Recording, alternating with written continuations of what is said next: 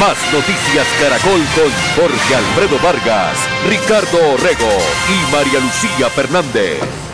Buenas noches. Las autoridades confirmaron la muerte de uno de los más peligrosos y sanguinarios jefes de las llamadas bandas criminales que operan en el país. Se trata del jefe de la banda Los Rastrojos en el Bajo Cauca antioqueño, quien fue asesinado por 2 de sus escoltas, quienes llamaron a las autoridades a reportar el crimen. Este era Ángel de Jesús Pacheco, alias Sebastián, jefe de la banda criminal Los Rastrojos, que tenía atemorizados a los habitantes del Bajo Cauca antioqueño.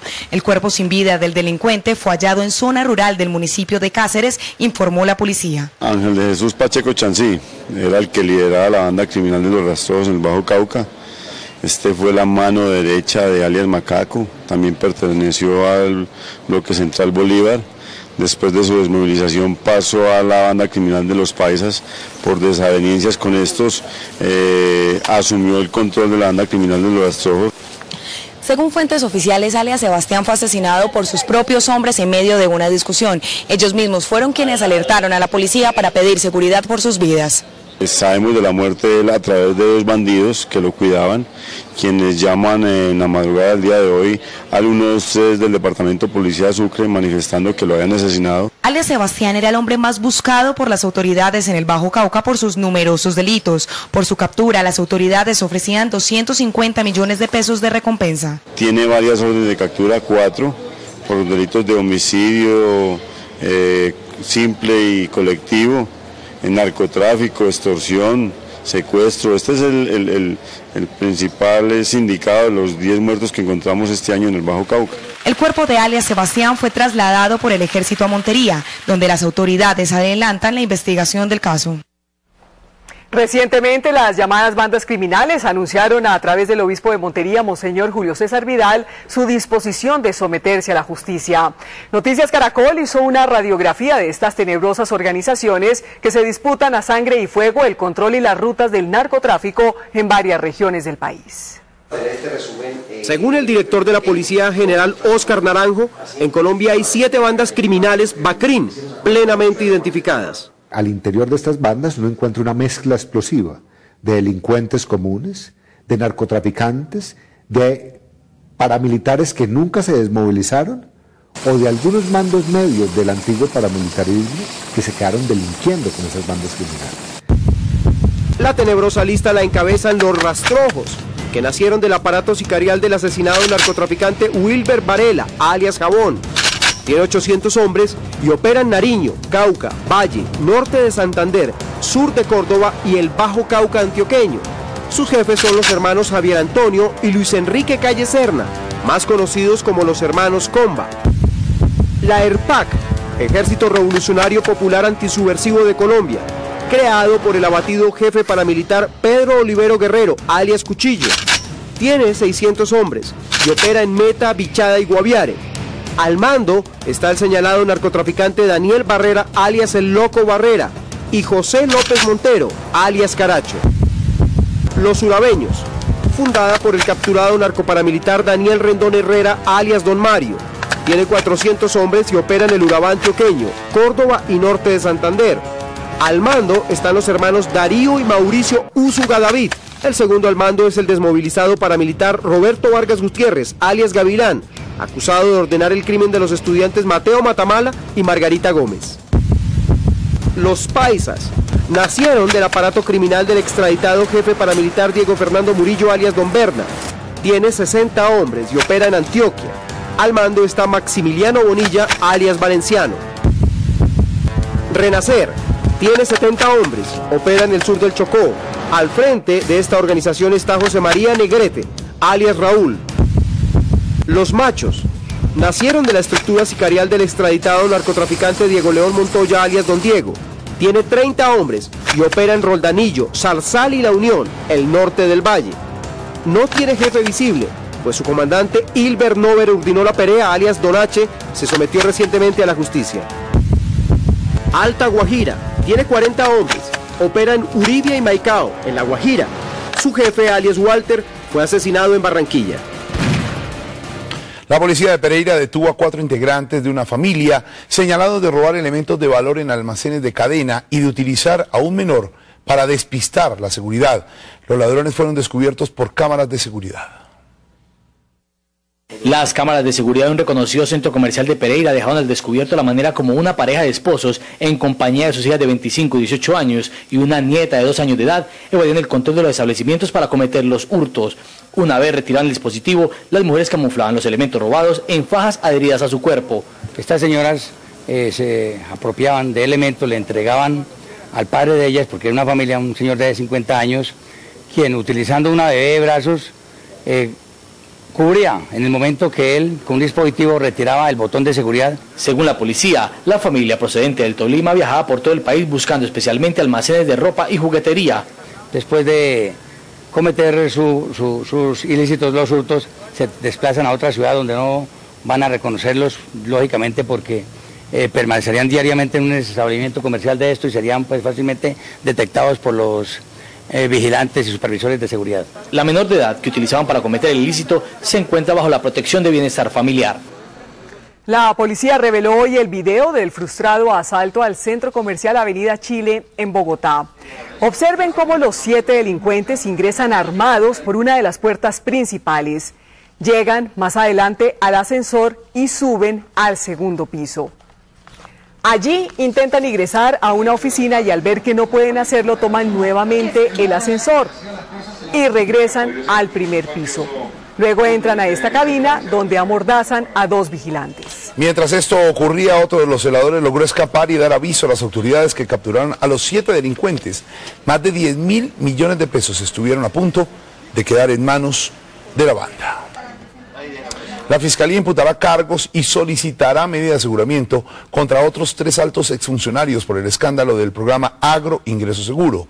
Se trata del exdirector del INCODER, Rodolfo Camposoto, y los exdirectores del programa Agro Ingreso Seguro del Ministerio de Agricultura, Julián Alfredo Gómez Díaz y Esteban Iván Céspedes. La Fiscalía los acusará de peculado en favor de terceros y celebración de contratos sin el lleno de los requisitos legales. La decisión se toma a menos de 24 horas de que un magistrado del Tribunal Superior de Bogotá decida si envía o no a la cárcel al exministro de Agricultura, Andrés Felipe Arias, por el mismo escándalo. Miles de noruegos salieron hoy a las calles de Oslo para rendir un sentido homenaje a las 76 víctimas de los 2 ataques del viernes pasado. Mientras tanto, el asesino fue llevado hoy ante la justicia. Reconoció que cometió los crímenes y aseguró no estar arrepentido. Anders Behring Breivik se presentó hoy ante un tribunal por primera vez. El hombre confesó ser el autor de los ataques, pero no reconoció que había cometido algún delito. A pesar de que el acusado reconoció las circunstancias actuales, no se confesó culpable. De acuerdo a lo que entiende la Corte, el acusado cree que sus actos fueron necesarios para, según él, salvar a Noruega y Europa del marxismo cultural y de la colonización islámica. La justicia determinó que Breivik deberá permanecer 8 semanas en solitario, sin contacto con el mundo exterior, mientras avanza la investigación. El asesino indicó que 2 células de su organización de ultraderecha lo ayudaron en sus planes, por lo que la policía no descarta más ataques. Breivik también dijo que está preparado para pasar el resto de su vida en la cárcel. Mientras tanto, fueron miles los que acompañaron a miembros del gobierno y de la familia real en el minuto de silencio en homenaje a las 76 víctimas mortales que dejaron los 2 ataques. Luego, al caer la tarde, unas 150.000 personas se reunieron en el centro de Oslo en una procesión, también en recuerdo de los que murieron el viernes. Es demasiado para digerir, pero también es bello ver tanta gente que ha salido a mostrar su apoyo por las víctimas y sus familiares. Es que no puedo hablar más. Todos, con lágrimas en los ojos y rosas en las manos, cantaron y expresaron su solidaridad con su país, que vive su hora más amarga. Hoy se conoció un nuevo video de un aficionado que muestra los segundos posteriores a la explosión del carro bomba en el centro de Oslo, donde murieron 8 personas. Un noruego logró grabar con su celular el desconcierto y el pánico de los que fueron afectados por la detonación en el complejo de edificios del gobierno en la capital. También se observa claramente la gran devastación que dejó la bomba, que fue dirigida contra el Partido Socialdemócrata para, según su autor, castigarlos por importar musulmanes a Noruega. En Estados Unidos, la camarera que acusa al exdirector del Fondo Monetario Internacional, Dominique Strauss-Kahn, de agresión sexual, rompió su silencio y habló por primera vez públicamente sobre lo que ocurrió en la habitación del hotel en Nueva York. Nafisa Diallo, la ex empleada del Hotel Sofitel que supuestamente fue víctima de agresión sexual por parte de Strauss-Kahn, dio su versión a la revista Newsweek y a ABC sobre lo ocurrido el pasado 14 de mayo. La guineana reiteró que Strauss-Kahn la intimidó y la agredió en la suite presidencial. Según Diallo, ella entró a la habitación para hacer la limpieza y se encontró con el exdirector del Fondo Monetario, quien estaba desnudo y la forzó a un acto sexual contra su voluntad. Yo le dije lo siento y volteé mi cabeza y él se acercó a mí y agarró mis senos. No tienes que pedir perdón, me dijo. Y yo le respondí, para, no quiero perder mi empleo. La mujer decidió contar lo sucedido en público luego de que dejaran en libertad al político francés y se cuestionara la veracidad de sus declaraciones por presuntamente haber mentido a las autoridades estadounidenses sobre su pasado en Guinea. Quiero que vaya a la cárcel, quiero que sepa que hay algunos sitios en los que uno no puede usar su poder, no puede usar su dinero. Según Diallo, por culpa de Strauss-Kahn la catalogan en las calles como prostituta. La camarera aseguró que intentó parar la agresión. Sí, yo le decía, pare esto, pero él no contestaba. Seguía empujándome hacia el pasillo. De vuelta al pasillo me empujaba. Yo estaba muy asustada. Con estas declaraciones, la guineana de 32 años, madre de una joven de 15 años, pretende limpiar su nombre tras el escándalo que le ha dado la vuelta al mundo. En Venezuela, el presidente Hugo Chávez, a pesar de su enfermedad, informó que tiene la intención de postularse para la reelección en el 2012. El mandatario regresó inesperadamente el sábado a Venezuela después de pasar una semana en Cuba, donde se realizó el tratamiento de quimioterapia. Chávez informó que los médicos no encontraron ningún residuo de células cancerosas en su cuerpo. Chávez afirmó que requiere de un proceso largo de tratamientos para evitar que el cáncer reaparezca, pero no dijo cuándo comenzará la segunda etapa de quimioterapia. En Italia, la Agencia para Alimentos de las Naciones Unidas anunció hoy una conferencia de donantes el próximo miércoles en Nairobi para aumentar la ayuda contra la hambruna en Somalia en 1.6 billones de dólares. Durante una reunión de emergencia que se produjo en Roma, Naciones Unidas informó que tendrán que cambiar sus métodos para garantizar la seguridad alimentaria en el mundo. El Programa Mundial de Alimentos estima que más de 11 millones de personas necesitan ayuda en África Oriental. La ONU informó que la sequía duraría muchos meses más y la situación podría empeorar durante las próximas semanas. En Estados Unidos, un gran susto se llevaron los pasajeros de un avión de American Airlines que tuvo que aterrizar de emergencia en el aeropuerto de Dallas, Texas. Las imágenes que fueron tomadas por un videoaficionado muestran el momento cuando la aeronave suelta combustible y deja un rastro de humo antes de su aterrizaje forzoso. La aeronave, que se dirigía a Sao Paulo y que volaba a una altura muy por debajo de lo acostumbrado, se tuvo que devolver a Texas al presentarse una falla en uno de sus motores luego del despeje. Ninguno de los 246 pasajeros resultó herido. De nuevo en Colombia, un doble crimen tiene conmocionado a Barranquilla. En su casa fue asesinada una mujer de 87 años y uno de sus hijos. La familia había perdido en hechos de sicariato a otros 2 miembros hace apenas 2 semanas. En medio del drama de la familia de las víctimas, miembros del CTI de la Fiscalía realizaron el levantamiento de los cuerpos de la mujer de 87 años y de su hijo de 59, que fueron asesinados por sicarios que llegaron en moto hasta su vivienda en el suroccidente de Barranquilla. Allí ingresó un sicario, disparó contra una señora. Esta señora tiene más de 80 años y contra otra persona, también un adulto mayor. En una rápida acción, agentes de la policía lograron dar de baja a uno de los presuntos sicarios que huía con su cómplice en una moto. La policía del cuadrante se enfrenta al sicario y el sicario también es neutralizado, es decir, es dado de baja. Conmocionados, vecinos del sector rechazaron el crimen de madre e hijo, que según ellos vivían desde hace muchos años en el barrio. Eran buenos, la señora también. Yo siempre hablaba con ella cuando pasaba para allá. La mujer víctima del sicariato había perdido en hechos similares a otro hijo y a un yerno hace 2 semanas. Las autoridades desconocen las causas de estos hechos. Una niña de 6 años se debate entre la vida y la muerte en un hospital de Medellín. La menor recibió un disparo durante una balacera en la Comuna 13. Tras la balacera provocada por 2 hombres que fueron identificados por las autoridades, murió una joven de 16 años. La menor herida recibió el impacto en el cuello y fue sometida a una operación en la que especialistas del Hospital San Vicente de Paúl reconstruyeron un vaso de una importante arteria que fue seriamente afectado por la bala. Según el parte médico, su pronóstico es reservado. Hoy comenzaron a rendir versión ante la Fiscalía en Cali 42 desmovilizados de las autodefensas por la masacre del corregimiento de Barragán, centro del Valle, ocurrida en el año 2000.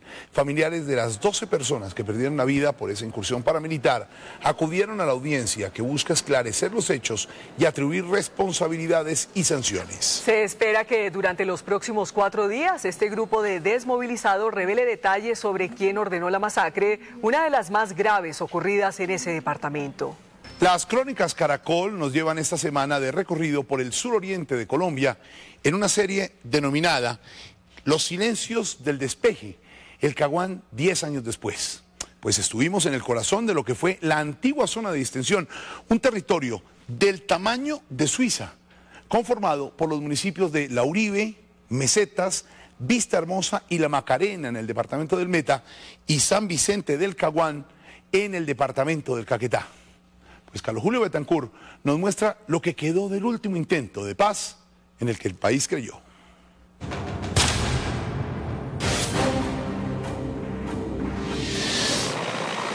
En San Vicente del Caguán comienzan a recordar los 10 años del fin de la zona de distensión, pero no hay nada que celebrar.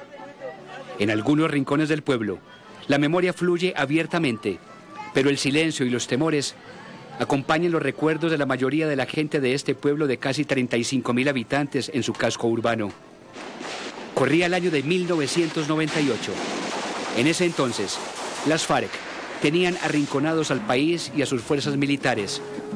Cerca de 3.000 colombianos en manos de la subversión secuestrados. 412 militares y policías en poder de la guerrilla. Los desplazados se calculaban en 1 millón. Con este panorama, no era difícil que el país eligiera a Andrés Pastrana, quien sorprendió visitando a tiro fijo antes de posesionarse. El hastío y el dolor de Colombia le dieron un gran empujón electoral al candidato conservador. Ganó, pero no cumplió lo prometido en campaña. La paz se buscó sin contraprestaciones, sin verificación y en medio de la guerra, fortalecida por el Plan Colombia, auspiciado por Washington. Definitivamente eran otros tiempos. Era la época del despeje en la llamada zona de distensión. El entonces presidente Andrés Pastrana desmilitarizó 42.000 kilómetros cuadrados del territorio nacional con el fin de adelantar diálogos con las FARC. En 5 municipios no se movía una hoja sin la autorización de la guerrilla. En Vista Hermosa, Mesetas, La Uribe, La Macarena y San Vicente del Caguán, los hombres de tiro fijo eran Dios y ley. Estuvimos en San Vicente y en la inspección de los pozos, epicentro de estos diálogos. En estas zonas alejadas del país abundan los secretos y los recuerdos. Las cámaras de Crónicas Caracol estuvieron aquí para hallarlos. En San Vicente encontramos memorias despejadas, claras y directas. Un historiador y escritor sanvicentuno. El crecimiento de la economía, es decir, plata por todos lados, abunda. Primero no sabía uno de dónde era, si era el resultado del secuestro, narcotráfico o de dónde venía todo ese capital. Un militar, protagonista de la retoma de San Vicente. Esto era como la ley del monte, es decir, esto era como un pueblo del oeste, ¿no? El que manda es el que tiene el fusil. Una religiosa, Premio Nacional de Paz, por luchar contra los juguetes bélicos de los niños en zonas de guerra. El sabio, como el sicario, no nace, se hace, y se hace de acuerdo a lo que los niños manejan en sus manos. Un comerciante, orgulloso a rabiar de su pueblo. La mayor riqueza de San Vicente del Caguán son sus gentes, una gente honrada y trabajadora. El inspector de los pozos, hoy caserío olvidado, y la gran pasarela de Pastrana y tiro fijo en ese entonces. La gente tiene la mala experiencia del famoso Caguán, entonces la gente no, ojalá no me involucren en esa región. Un humorista, quien fue capaz de ver el Caguán en broma. Andrés Pastrana es un delfín neoliberal. Vamos a ver hasta dónde le aguanta el calzón. Los vecinos del cementerio, como en esa época, los muertos siguen llegando todos los días. La verdad que aquí a veces me aparecen restos de personas que uno dice, bueno, ¿y ese muchacho qué hacía o qué? ¿A qué se dedicaba? Y entonces, comentario, no, Helmo, mira que ese señor es un señor sano, señor buena gente. En San Vicente del Caguán, la guerrilla ya no se pavonea por sus calles, pero las recorre en silencio, vigilando e intimidando con sus milicias. El Estado para los sanvicentunos, distante y sin memoria. Mañana les traeremos los recuerdos de jornadas decisivas en el rumbo que tomaría el proceso de paz. Un presidente solitario e indignado, el día de la silla vacía, y una guerrilla prepotente el día del lanzamiento de su plataforma política. A pesar del temor, los pobladores reconstruyen y despejan sus memorias. No se lo pierda. Malú. Jorge Alfredo, las autoridades capturaron en el Cauca a 6 presuntos guerrilleros de las FARC señalados de participar en los recientes atentados e incautaron sofisticadas armas, entre ellas un fusil con capacidad para derribar aeronaves. En la operación conjunta de Policía, Fuerza Aérea y Ejército se decomisaron municiones, explosivos, equipos de campaña y armas, entre las que se destaca un fusil con el que los guerrilleros atacaban aviones y helicópteros de la Fuerza Aérea. El general Jairo Erazo, comandante del Comando Conjunto del Pacífico, aseguró que estos son los primeros resultados que entregan las fuerzas especiales enviadas por el gobierno nacional a esa zona en la ofensiva contra las FARC. El Tribunal Superior de Bogotá le ordenó a la Procuraduría General de la Nación dar a conocer toda la información sobre el principal testigo de la retoma militar al Palacio de Justicia en noviembre de 1985.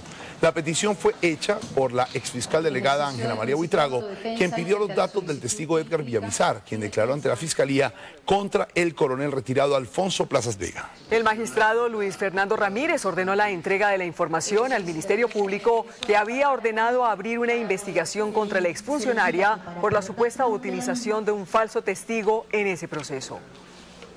La policía denunció que los desplazados por la violencia ahora son utilizados para minería ilegal. 18 personas víctimas fueron sorprendidas trabajando en socavones artesanales en el Valle. Noticias Caracol conoció un video en el que se pone en evidencia el riesgo que deben enfrentar los trabajadores. El operativo se realizó en zona rural de Jumbo Valle. Un informante avisó a la policía sobre la explotación de minas ilegales de carbón en esta zona del occidente del país. ¿Cuántos hay adentro? No hay nadie más, apenas nosotros. ¿Solo los dos? Los dos, sí. Pero lo que más llamó la atención de los agentes fue la respuesta de los trabajadores cuando les preguntaron sobre la forma en que fueron contratados. Acuerdos verbales, no tienen un contrato escrito ni nada. No, un contrato escrito no, pero sí, o sea, el permiso del hombre. Nosotros me llamo con el hombre, nosotros somos desplazados. Entonces nosotros vinimos a necesitar una finca y nosotros no tenemos nada. Entonces el hombre me Juan Humberto, y si alguien les dice algo, pues ahí mismo que me llamen. Los huecos a los que se refiere el trabajador son improvisados socavones que no cumplen con ninguna medida de seguridad.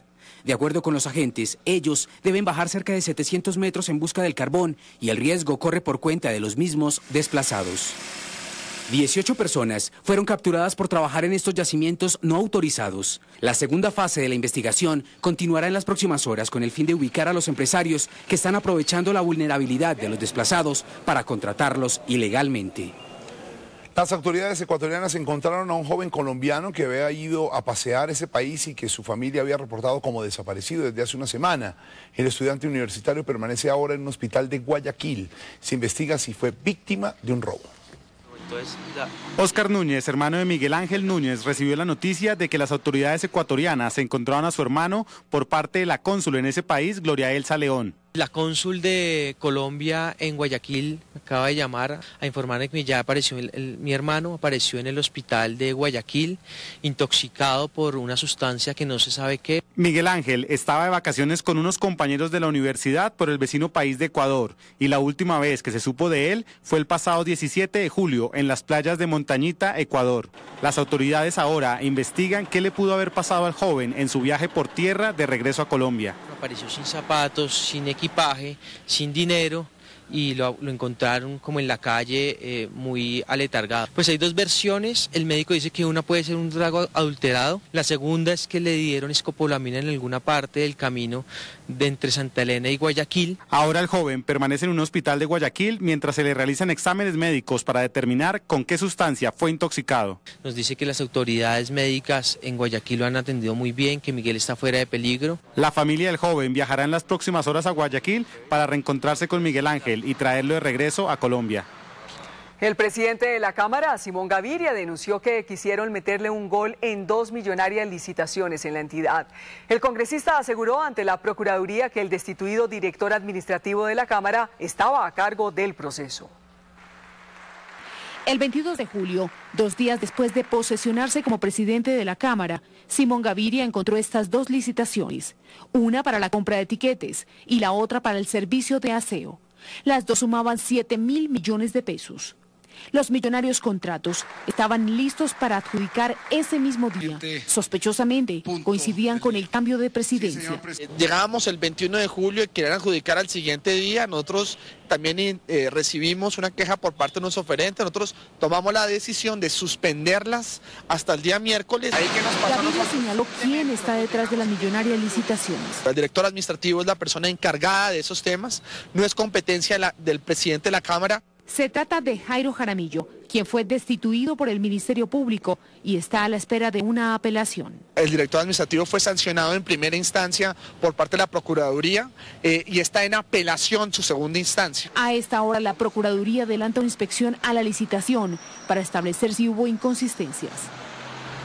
El Consejo de Estado le puso hoy freno a las llamadas vigencias futuras, es decir, que los alcaldes y gobernadores no podrán comprometer recursos que manejarán sus sucesores, salvo en los casos que la ley lo permita. Así lo sentenció la sección primera del Consejo de Estado al resolver un caso ocurrido en la gobernación del Casanare, donde comprometieron presupuestos que van más allá del periodo del actual gobernador. Desde el año pasado, la Contraloría y el Ministerio de Hacienda habían ordenado a los entes territoriales este tipo de prácticas. El Contralor de Bogotá, Mario Solano, denunció esta tarde serias irregularidades en el funcionamiento del plan cuadrante de la policía en la ciudad. Según el funcionario, aunque en Bogotá existe un pie de fuerza de 5.223 policías, hay un déficit de 500 uniformados que se incapacitan o se van de vacaciones y no son reemplazados. Solano dijo que no hay suficientes motos y patrullas para atender las emergencias y que las que están dañadas no se arreglan rápidamente. El Contralor sostuvo que los CAI tienen serias limitaciones tecnológicas y que algunos policías gastan al mes 150.000 pesos en papelería. Además ordenó investigar el contrato del Fondo de Vigilancia para el arreglo del parque automotor de la institución.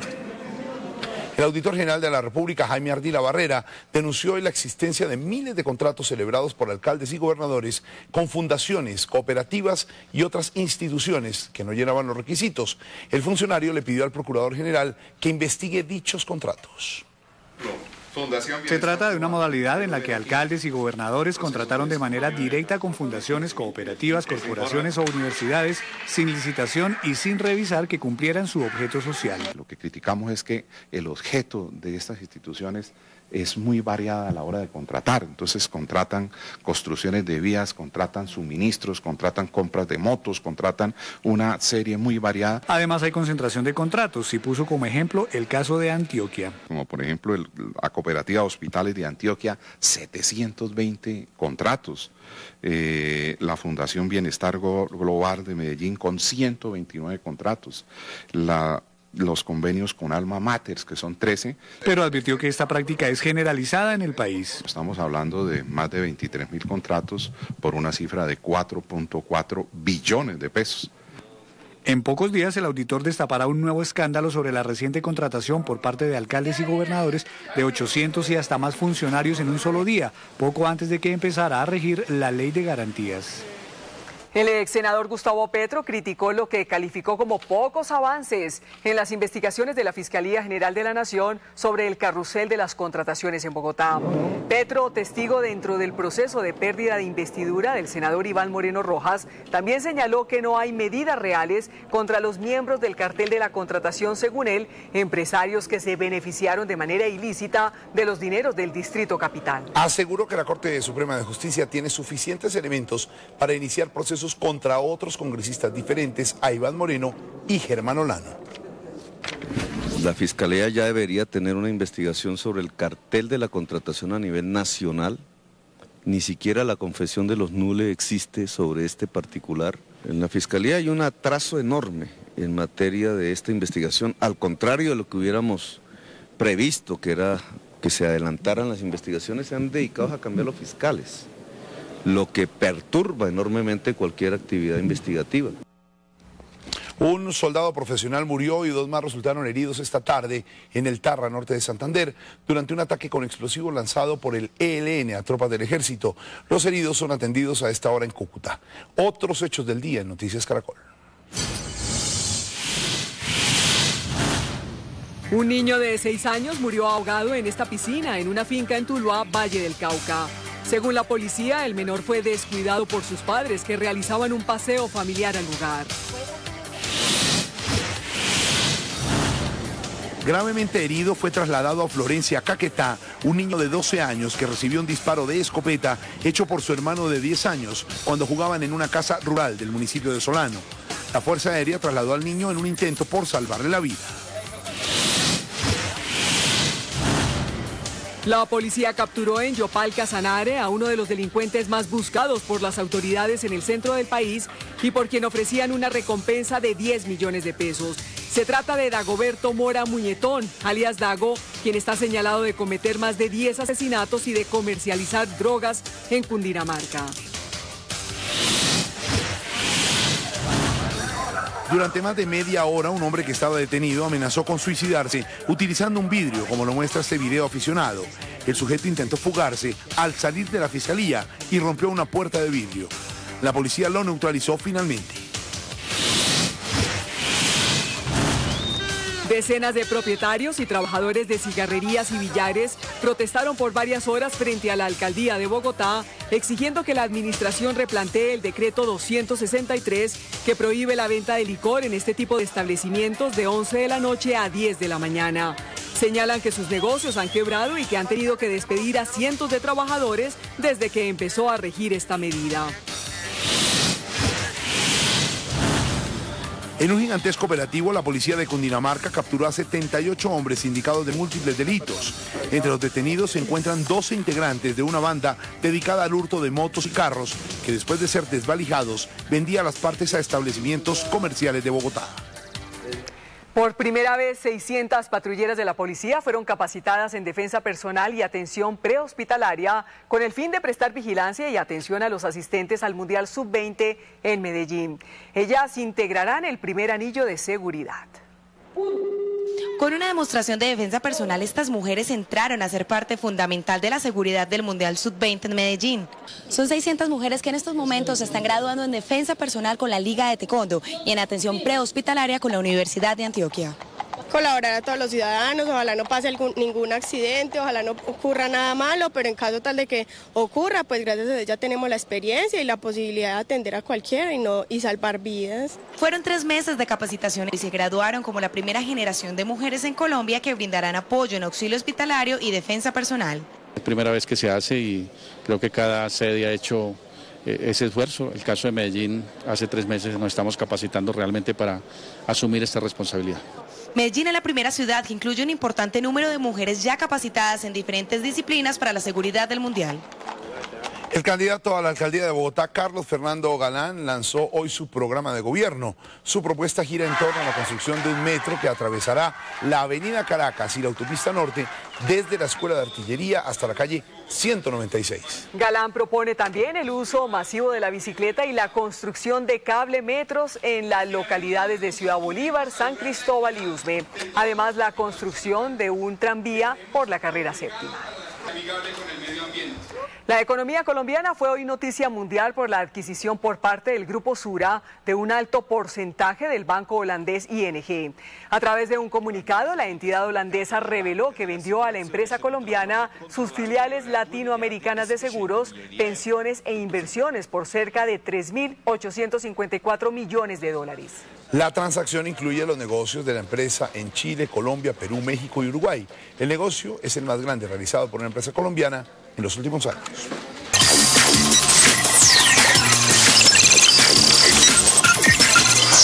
Aquí va el código. La alianza informativa de Noticias Caracol, Caracol Radio y El Espectador recibió hoy a su quinto invitado, el técnico de la Selección Colombia de Mayores, Hernán Darío Gómez. El bolillo se encontró en el programa con dos sorpresas. La primera, el comentarista radial y columnista de El Espectador, Iván Mejía, uno de sus más duros críticos. Lo que ninguno sabía era que andaban tan reconciliados. ¿Cómo le va con Iván? Bien, Iván, tuve una charla con Iván antes de viajar que me fue muy importante. La otra sorpresa corrió por cuenta del noticiero NPI con los reencauchados, que le presentó en vivo y en directo a su clon, el Golillo Gómez. Pues yo le quiero hacer una pregunta preguntándole a ver qué pensamiento piensa y ojalá no me eche reversa de para atrás. Esa camiseta tan apretada a la selección, ¿cómo cree que le hubiera quedado a Valenciano o a Leider Preciado? Esa camiseta a todos nos tiene que quedar muy linda porque ya veo todo el país con esa camiseta. Mire cómo estoy, amarillo. Hoy vino de amarillo pollito. Siempre. Ya. Oiga, profe, pero ese Golillo está muy feo. Usted como que luce mejor. Hoy lo estamos viendo resplandeciente. ¿Será el color? No, mija, yo siempre he tenido mi figurita. ¿Sí? Golillo dijo que no solo no se sentía maltratado con su gemelo de látex, sino que le hizo un reclamo. Bueno, despídase de su amigo. Te adoro, Golillo. Un abrazo y espero verte más seguido, sin tanta crítica. Bueno pues, no hubo problema en el bueno pues, hermanito, nos vemos en Bolillo. El partido Cambio Radical anunció que mañana dará a conocer la lista de 70 candidatos a gobernaciones, alcaldías, asambleas y consejos, a los que no les dará el aval por sus antecedentes disciplinarios y penales. La decisión se basa en el informe que el gobierno le entregó a las colectividades de candidatos cuestionados por sus vínculos con grupos ilegales, narcotráfico o delitos considerados graves. Los otros partidos aún están revisando las listas de quienes tienen cuentas pendientes con la justicia. Y se abre paso en el Congreso la propuesta para penalizar el aborto de cualquier naturaleza en Colombia. El presidente del Partido Conservador, José Darío Salazar, aseguró que el proyecto que será presentado el próximo martes cuenta con el respaldo de la ciudadanía. Hay 5 millones de firmas que vamos a presentar la otra semana con el acto legislativo. Es una cosa realmente extraordinaria porque es la expresión de la sociedad colombiana para que el Congreso legisle sobre ese tema y para que legisle para que se termine el aborto en Colombia. Habrá que esperar si el gobierno y la Unidad Nacional respaldan la iniciativa. La senadora conservadora Liliana Rendón sorprendió hoy por sus críticas a la inclusión obligada de mujeres en las listas de los partidos para las próximas elecciones. En las registradurías de todo el país se exige que haya un 30% de mujeres porque así lo ordena la reforma política. Y para Rendón eso puede terminar mal. ¿Qué va a pasar con las listas? Van a empezar con todo el respeto a las modelos, a las reinas, a las mujeres más por forma que por contenido. Hacer relleno para que las listas se adornen. Es que nosotros no somos adornos, y menos en el tema legislativo. La senadora, considerada una de las más atractivas congresistas colombianas, dejó una constancia. Yo soy muy femenina, pero no soy feminista. Y estoy de acuerdo que la mujer debe tener el espacio que se gane. Pero la ley es la ley. La esperanza es que los partidos no tomen el camino fácil que pronostica la doctora Rendón. Y precisamente hoy se posesionó la mujer encargada de hacer cumplir las normas sobre igualdad de género. Se trata de Cristina Plazas, actual secretaria del Consejo de Ministros y quien se convirtió en la nueva consejera presidencial para la equidad de la mujer. Plazas advirtió que el presidente quiere a alguien de mano dura que defienda los derechos de la mujer. Yo creo que la participación en política es fundamental, que los partidos cumplan con ese 30% de las mujeres en cada una de las listas, y el maltrato a la mujer es algo que no vamos a permitir y que es una de las prioridades del gobierno Santos. Plazas además seguirá como secretaria del Consejo de Ministros mientras el presidente nombra su reemplazo. Más sobre mujeres. Los médicos de la cárcel del Buen Pastor, el más grande centro de reclusión femenino de Colombia, se sorprendieron en el momento de hacer el examen para el ingreso de las involucradas en el multimillonario desfalco a la DIAN. Y miren por qué. De las 9 detenidas, 8 tienen cirugías. Algunas incluso llevan 3: busto, cadera y lipectomía. Y todo indica que se pagaron con la plata de los contribuyentes. Las denuncias del expresidente Álvaro Uribe contra el magistrado de la Corte Suprema de Justicia, Augusto Ibáñez, por tráfico de influencias, comenzaron a tener sus primeros resultados. Hoy la Comisión de Acusación reveló que inició una investigación preliminar contra Ibáñez para establecer si fue cierto que llegó al tribunal por recomendación del hoy ministro Germán Vargas Lleras. Sí, está en el reparto. En los próximos días el nuevo presidente abocará el tema, designará representantes investigadores y de inmediato iniciaremos la investigación.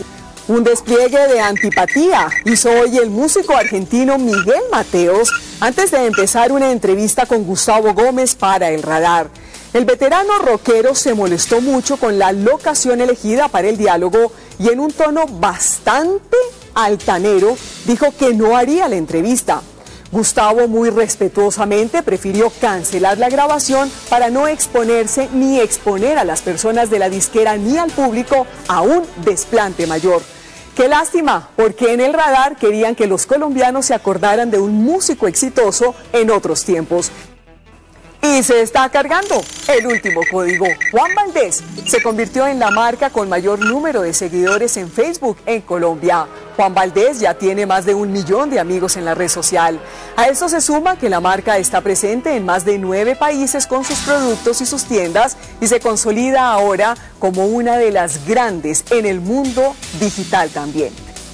Y el recomendado de Código, este libro, se llama Ética Mundial en América Latina, en el que su autor, Hans King, de origen suizo y uno de los más destacados pensadores europeos, propone un consenso sobre valores éticos, normas y actitudes que cualquier comunidad, oigan esto, desde la familia hasta las grandes naciones, necesitan para convivir humanamente. Es de Editorial Trota. A propósito, la Biblioteca Luis Ángel Arango tiene una exhibición sobre este tema que va hasta el 14 de agosto. Hasta aquí, el Código Caracol.